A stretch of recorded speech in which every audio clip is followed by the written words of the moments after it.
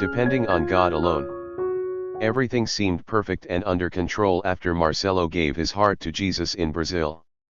But then a new management team assumed control of the textile company where he worked, and their changes put his job at risk.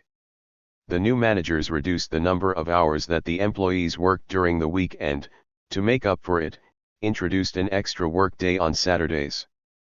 Marcelo had no intention of working on Sabbath. He had faithfully kept the Sabbath every week since he and his wife, Claudia, had joined the Seventh-day Adventist Church 3 years earlier. Marcelo tried to speak with the management but to no avail. All employees were asked to sign a contract agreeing to the new work hours. Marcelo was the only person who refused. Fear overwhelmed Marcelo as he contemplated an uncertain future. Would he be fired? What would happen next? But then he decided to surrender everything to God. He would let God fight the battle for him. Peace filled his heart as he made the decision. He felt certain that God would not forsake him. The flames of affliction grew hotter as the company implemented the new work routine. During the first week, Marcelo followed the same work schedule as the others. But on Sabbath he went to church while his co-workers worked. When he returned to work on Monday, he found to his surprise that he still had a job. The days passed, and he wondered what would happen next.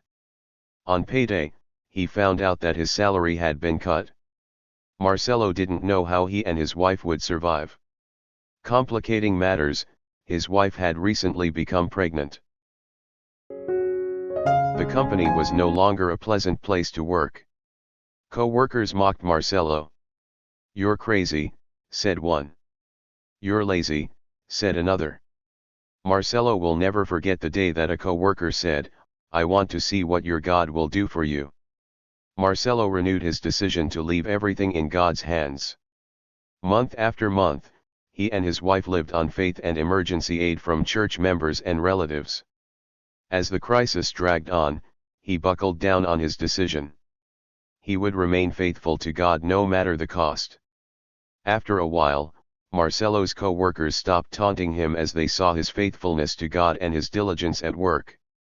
They even began to support him. One day, they signed a petition to the managers, asking that Marcelo receive Saturdays off and his full salary. The petition went unanswered. 2 years passed, but God did not forsake Marcelo and his family. Marcelo saw the fulfillment of the words of the psalmist, "I have been young, and now am old, yet I have not seen the righteous forsaken, nor his descendants begging bread." Psalm 37 verse 25. God honored Marcelo for honoring him. One day, Marcelo received an unexpected letter from the managers. They acknowledged that they had treated him unfairly and promised to restore his salary and respect his right to worship on Sabbath. Marcelo and his wife were thrilled. God had answered their prayers.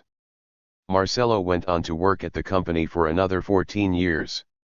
He says, "I can affirm that it is worth serving God. I believe that through God's grace I was able to leave a mark on the company." Many co-workers learned about God and His faithfulness through my experience. They saw what my God is able to do. Part of this quarter's 13th Sabbath offering will help open a new church in Marcelo's hometown of Malay, Brazil. Thank you for planning a generous offering on September 24th.